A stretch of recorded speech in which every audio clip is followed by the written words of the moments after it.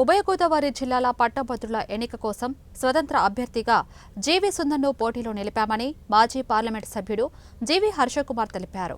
ఈ సందర్భంగా ఏర్పాటు చేసిన మీడియా సమావేశంలో ఆయన మాట్లాడుతూ అన్ని వర్గాల ప్రజలు దీవించి తమ పవిత్రమైన ఓట్లు వేసి గెలిపించాలని కోరారు.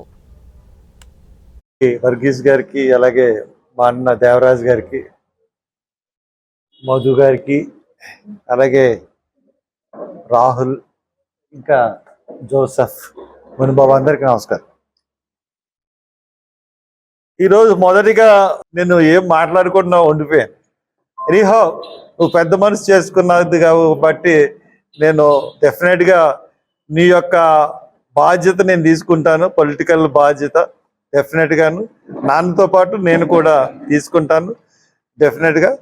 బట్ నీకు మట్టుకు మరొకసారి థ్యాంక్స్ చెప్తా ఉన్నా.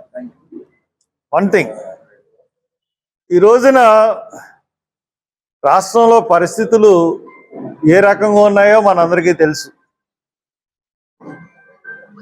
ఈ రోజున ప్రభుత్వం వచ్చి 8 నెలలు అయింది, 8 నెలలు దాటేస్తుంది.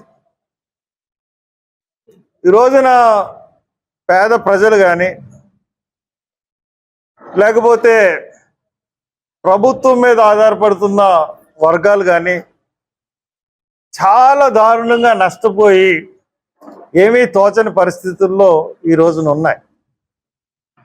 దానికి కారణం మనందరికీ తెలుసు. ఎలక్షన్లో నెగ్గడానికి ఒక మాట, ఎలక్షన్ ముందు ఒక మాట, ఎలక్షన్ తర్వాత ఒక మాట. అంటే ఈ కూటమి ప్రభుత్వం ఎలక్షన్ ముందు సూపర్ 6 పథకాలు అమలు చేస్తాం, నిరుద్యోగ భృతి ఇస్తానని చెప్పారు. 8 3 24,000 రూపాయలు. ఆ 24,000 రూపాయలు కట్టి ఓటు అడగాలి, లేదంటే